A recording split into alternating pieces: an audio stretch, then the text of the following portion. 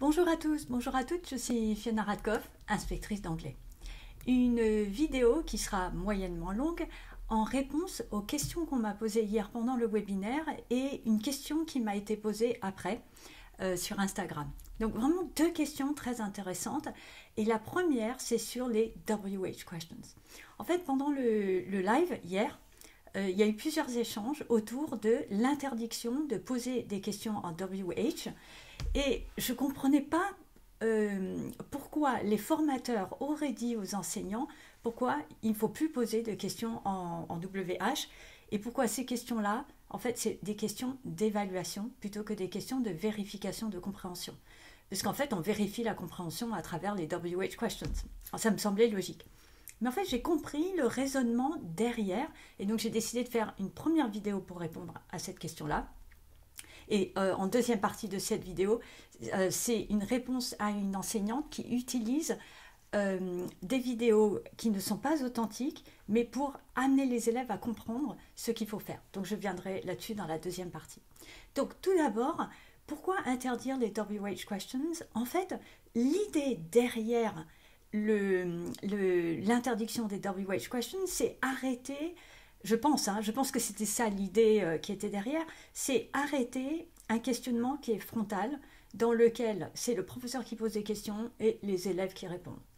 Et c'est vrai que si on pose tout le temps des WH questions, l'élève peut répondre par un mot. Par exemple, on imagine une situation où, voilà, on fait ça, what is this? Et puis l'élève répond a pen. Where is the pen? Et l'élève répond on the table. En fait, ça induit pas nécessairement d'abord des phrases complètes, une communication qui est assez interactive, c'est quelque chose qui est assez monotone et qui est plutôt toujours centré sur les questions que le professeur pose aux élèves. Ça devient répétitif, c'est centré sur l'enseignant et c'est plus un quiz, vous voyez, où on n'arrête pas d'interroger plutôt qu'un véritable échange. Et donc, quand les formateurs disaient pas de WH questions, je pense que c'était ça à la base. C'est éviter un enseignement frontal et encourager les enseignants à mettre en place des schémas d'interaction qui sont plus variés entre le professeur et l'élève et entre les élèves eux-mêmes. Donc, par exemple, mettre en place du pair work ou des jeux de rôle ou des situations où les élèves doivent résoudre des problèmes ou des jeux. Une communication qui est un peu plus authentique que juste essayer de deviner finalement qu'est-ce qui est dans la tête de l'enseignant, quelle est la réponse précise à laquelle quelle est la réponse précise à la question posée par l'enseignant. Donc en fait, ça veut dire à la place de poser des WH questions, en fait donner des tâches à l'élève, des tâches qui vont lui demander de mettre en place une communication qui va être plus authentique. Donc, il va, par exemple, des treasure hunts ou des information gaps ou des projets.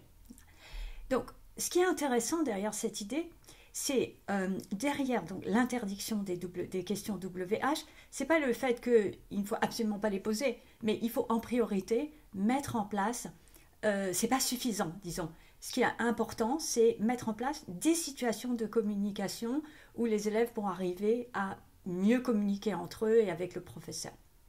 Donc, je vais vous donner quelques exemples précis.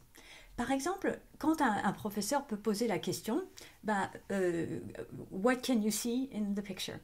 En fait, on peut imaginer qu'à la place, le professeur demande, describe the picture to your partner.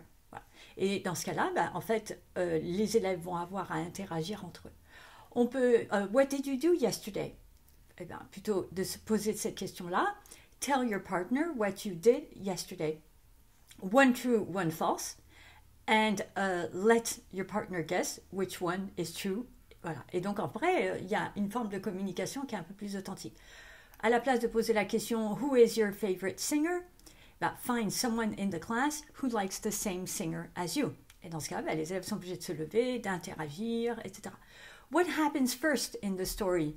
On peut imaginer de poser la question, put the pictures in order and retell the story in pairs. Why do you like football? Eh bien, en fait, plutôt convince your partner to play your favorite sport. Et dans ce cas-là, en fait, il faut expliquer, persuader, et on est plus dans un échange. Alors, donc ça, c'est pour finir juste la première partie de cette partie-là. Mais, donc, pour revenir au thème de la vidéo de hier, qui était la compréhension d'un document. Comment est-ce qu'on peut vérifier la compréhension d'un document sans passer par les WH questions? Donc, c'était vraiment ça qui m'intéressait. Et donc, j'ai réfléchi à ça pour la vidéo. Et donc, en fait, c'est mettre en place des... Alors, ça ne veut pas dire s'interdire les WH questions, hein, je vais quand même revenir dessus. Mais si on veut mettre en place une forme de communication plus authentique, tout en vérifiant la compréhension orale d'un document vidéo, on peut, par exemple, donner des activités d'anticipation, de prédiction. D'accord? Donc, avant la vidéo, on va prédire qu'est-ce qu'on a dans la vidéo. Mais après la vidéo, on va revenir sur ce qu'on a prédit pour vérifier est-ce que ce qu'on a pensé était vrai ou pas vrai. Et là, c'est une forme de compréhension. Donc, une simple consigne comme « What do you think will happen ?» Et après, donc, les élèves visionnent et ils reviennent sur ce qu'ils ont vu pour dire en quoi c'était vrai ou pas vrai, c'est une forme de compréhension.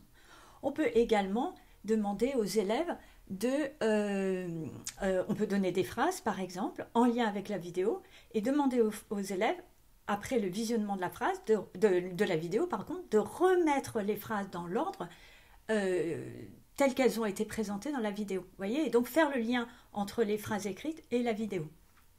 Ou l'inverse. C'est-à-dire, vous pouvez très bien, à partir de mots entendus, si on est au niveau 6e des choses très simples, donner des mots et vérifier que les élèves repèrent les mots dans la vidéo, d'accord? Donc là, on est juste dans la reconnaissance. Et à partir des mots qui sont écrits, demander aux élèves de créer quelques phrases toutes simples pour résumer ce qui est dans la vidéo par rapport aux quelques mots. On peut également donner, donc ça c'est une question qui a été posée hier, des yes-no questions. Et dans ce cas-là, les élèves doivent dire est-ce que c'est vrai ou faux et justifier par rapport à ce qu'ils ont vu. On peut également, donc en fait il y a beaucoup de possibilités, on peut demander aux élèves de dessiner par rapport à ce qu'ils ont entendu ou vu, donc en version plus courte pour garder l'essentiel. Faire un storyboard par exemple. On peut imaginer de demander aux élèves de jouer le jeu de rôle, si on voit des personnages qui interagissent, en fait de jouer le jeu de rôle avec des sensations différentes, des sentiments différents, des expressions de visage qui sont différentes, pour montrer comment ils ont compris les événements et s'approprier les dialogues. On peut aussi demander de réécrire, ou de rejouer de manière différente. Voilà, avec une fin qui est différente, par exemple. On peut également donner des information gaps. Voilà, donc, hier, une personne me parlait d'un texte à trous. Et c'est vrai que je disais le texte à trous en soi, en fait, on vérifie qu'on a repéré des mots, mais ce n'est pas garanti qu'on a quand même compris le texte. Donc, tout ce qui est information gaps et problem solving, c'est intéressant, mais pour vérifier la compréhension, il faut quand même revenir à un résumé pour vérifier que globalement le document a été compris. Donc c'est ce qu'on disait hier et donc ce côté-là des échanges était vraiment très intéressant également. Voilà, donc ça c'est pour finir la première partie par rapport aux WH questions. Donc juste pour conclure, c'est pas que c'est interdit de poser des WH questions, je pense, ça a son intérêt. Je comprends l'idée que WH questions, on est dans l'évaluatif parce que en fait, on vérifie les points comme on peut le faire dans une évaluation. Derrière l'idée, c'est plutôt que de poser des WH questions, essayer de mettre en place des activités plus interactives. Voilà. Donc ça, c'est le premier point. Deuxième point, une enseignante, donc elle m'écrit un message sur Instagram, une question très intéressante. Et donc, elle me dit, elle va regarder la compréhension orale. Et elle a une question. Voilà, c'est la question. Je vais bientôt faire ma première compréhension orale avec les 6e. Et celle-ci est pour la séquence Spelling Bee Contest, et qui est issue d'un manuel, une édition 2017. Là. Et donc, elle dit, il y a 2 parties. Et 2 candidats discutent et se présentent. puis le juge décline les règles de la compétition. C'est donc une CO créée, je suppose, pour le manuel, dit-elle. Et puis, elle est assez bien faite parce qu'il y a des bruits environnants, donc ça fait un peu authentique. Elle trouve la vidéo très efficace, dit-elle, pour mettre en place la méthodologie du Spelling Bee Contest. Et donc, mais voilà, la vidéo n'est pas authentique. Est-elle recevable ou pas? Et puis, donc, elle me remercie de répondre. Donc, je trouve la question très, très intéressante parce que ce n'est pas le type de compréhension orale dans lequel on va développer les compétences de compréhension orale des élèves. D'accord? On va regarder quelles sont les stratégies qui permettent de comprendre. Mais est-ce que pour autant, ça veut dire que cette vidéo n'est pas recevable? En fait, non. Je trouve que la vidéo est intéressante en soi parce que elle permet aux élèves, avant de mettre en place une activité, de voir ce qu'on attend d'eux.